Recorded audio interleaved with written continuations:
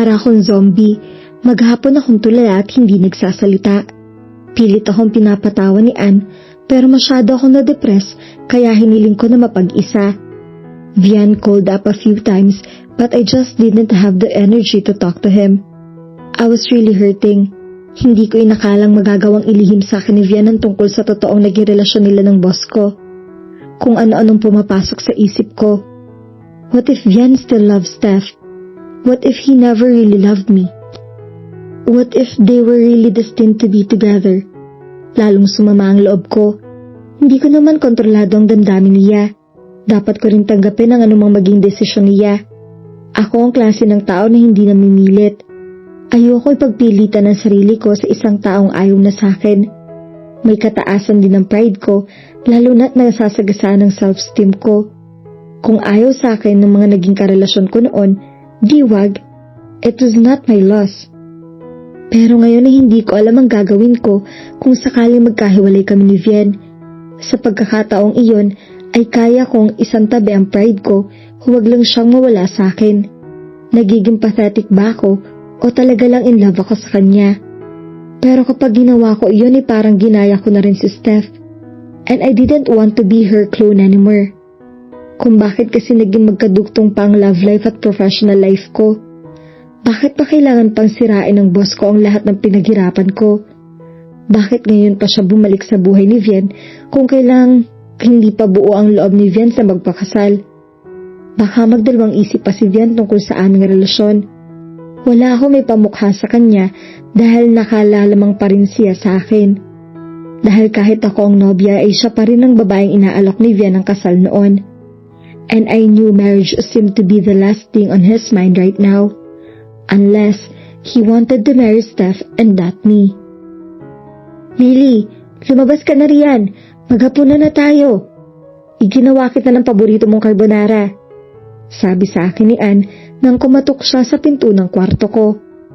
Gusto ko na lang sana magtalokbong ng kumot at huwag nang lumabas ng kwarto pero alam ko rin na kailangan ko ng lakas kung gusto kong labanan ng sabayan si Steph. Kaya sumuko na rin ako sa pakungulit kay Ann. Sige, bababa na ako, sabi ko. I had made up my mind, hindi ako aatras, hindi ko hayaang mawala si Vian sa akin nang hindi ko siya pinaglalaban. Ayoko magsisi sa bandang huli. May the best girl win na lang sa amin ni Steph. Pagbaba ko sa kusina ay hinainan ako ni Ann ng carbonara. Napangiti ako dahil alam na alam talaga niya ang paborito kong comfort food. With Ann on my side, I knew I wouldn't go hungry from food and advice. Kamusta ka na pagkatapos mo marinig ang mga revelasyon ni Gwen? Kukumprantahin mo na ba si Vian o hahayaan mo siya na magkusa magsabi sa'yo ng mga bagay na iyon? Tanong niya. Umupo siya sa katabing silya ko at sinabayan ako sa pagkain. May nakahain din na garlic bread at iced tea sa mesa. Tiningnan ko siya. Medyo nagugulahan pa ako, Ann. Hindi ko alam kung anong dapat kong gawin. I really want to hear his side of the story, but I don't want to put Gwen in an awkward position. Ayoko kasing isipin ni Vian na kumukuha ako ng impormasyon tungkol sa kanya mula sa kanyang mga kaibigan. Baka mawala ang tiwala namin sa bawat isa. Malungkot na sabi ko. Ginagap niya ang kamay ko. Lily, isang pagsubok lang ito sa relasyon nyo na kapag nalampasan niyo ay lalo magpapakatatag sa relasyon nyo. Nasa sala ako noon at nanonood ng TV nang tumunog ang doorbell. Laking gulat ko nang makita kong si Vian sa labas ng gate. Pinagbuksan ko siya. Niyakap agad ako niya at pagkatapos ay dinaman niya ang aking noo. Bakit namumutla ka? May sakit ka ba? Nag-aalalang tanong niya. Inakay niya ako papasok sa bahay. Inuupo niya ako sa sofa. Napangiti na lang ako sa nakikita kong pagkakantaranta niya. Wala akong sakit. Medyo pagod lang. Sagot ko. Bakit hindi mo sinasagot ang mga tawag ko? Nagtatampo ka ba sa akin? May nagawa ba akong hindi mo nagustuhan? Tell me, honey, so we can work it out. Bakit, Vian? Guilty ka ba? Mayroon ka bang dapat na ipagtapat sa akin? Paghamon ko sa kanya. Namula magkabilang pisngi niya. Isang indikasyon na iyon na may inililihim siya sa akin. Han, I swear, I'm not guilty of anything. Kung ang pinagtatampo mo ay ang naabutan mo sa kondo ko, maniwala kang hindi ko ginusto iyon. Kasama ko rin dun sina Pao at Gwen, pero hindi mo na sila naabutan. Believe me. Steph means nothing to me now. Depensa niya. Anong gagawin mo kapag nalaman mong may feelings pa pala siya sa'yo at gusto niyang buhayin ang relasyon niyo? Han, gaya nga ng sinabi ko sa'yo noon, it's over between us. Hindi siya pwedeng manghimasok sa atin. I won't allow it. Isa pa, may boyfriend na siya, kaya malabo mangyari na gusto niya akong balikan. She's not that kind of girl. Sabi niya na halatang napipiko na. So, sinasabi mong iniisip ko lang na gusto niyang isabotahe ang relasyon natin? Naiinis na sabi ko. Lumalabas pa ngayon na mas may tiwala siya kay Steph. She's not out to sabotage anything, Lily. Kung gusto niya tayong sirain, bakit tinutulungan ka niya sa trabaho? She means well, Lily. So don't worry. She's on our side.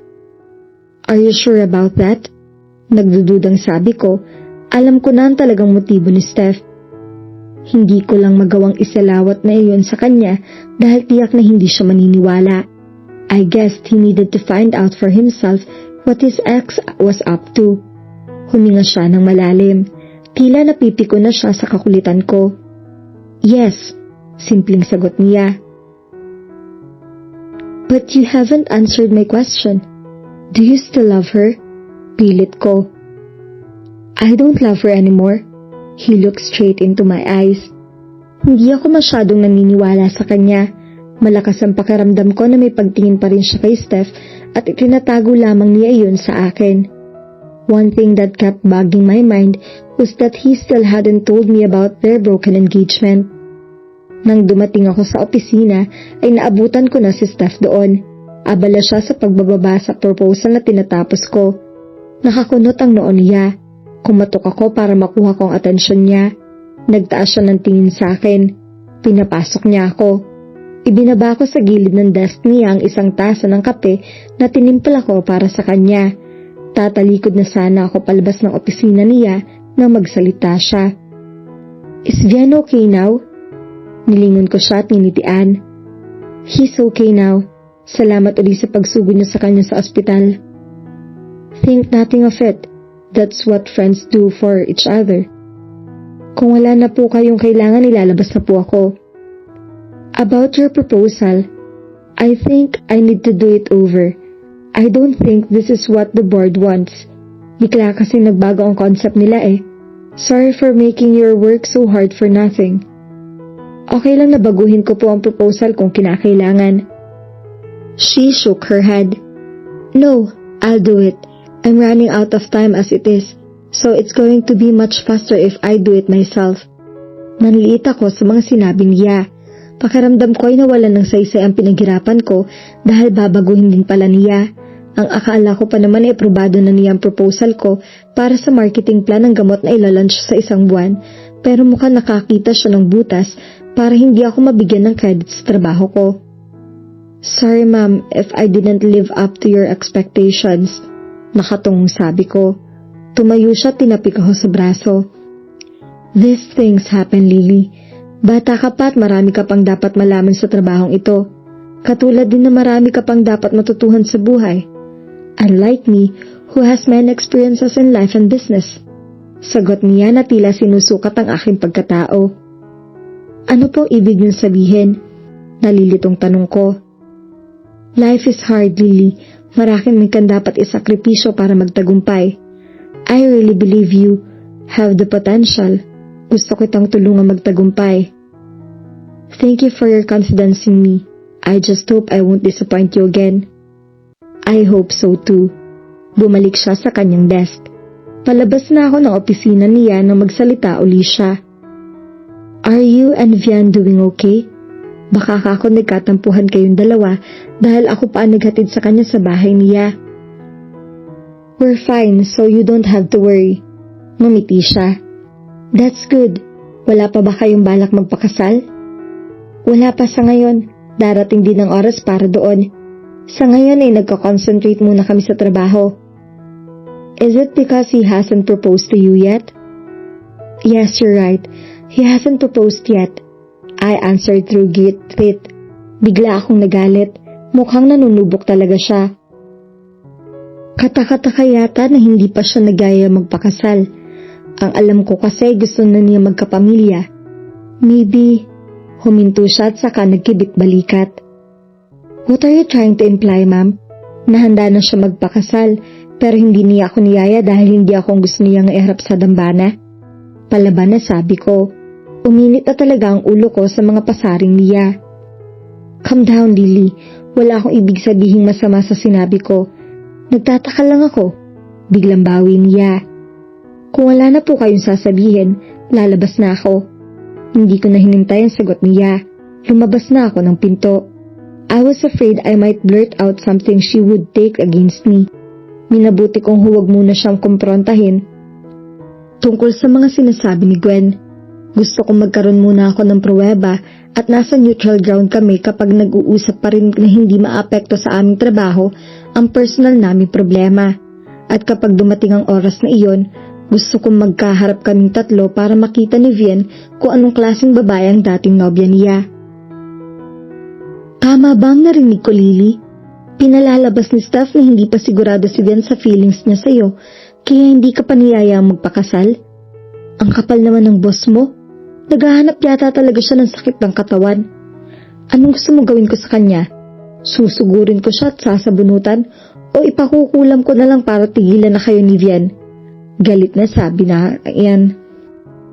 Ewan ko ba, Ann, kung bakit ganun siya magsalita. Hindi pa niya ako diretsahin na mas mabuti pa siya ang tiniyaya ni Vian ang kasal noon, samantalang ako'y hindi.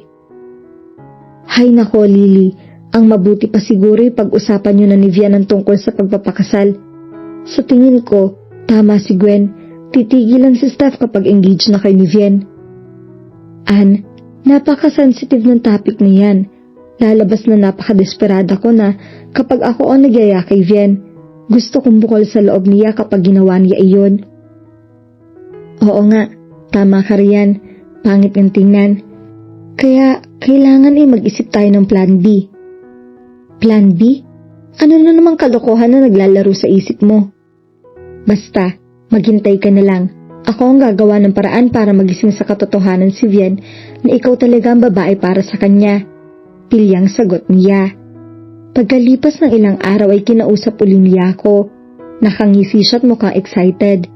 Nasa loob kami ng kwarto ko at nakaupo sa kama. May lakad tayong barkada sa Biyernes ng gabi, sabi niya. Anong lakad? At sino-sino ang kasama natin? Diskumpiyadong sabi ko. Basta, may sorpresa ako sa'yo. Siguruhin mong maganda ka sa gabing iyon, ha? Ann, please lang, sabihin mo na ang pinaplano mo.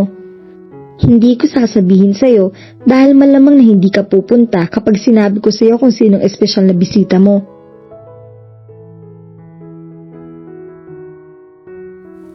At dito na po nagtatapos ang ating kwento. Sabay-sabay po nating abangan ang susunod na kabanata. Maraming salamat po. God bless and stay safe.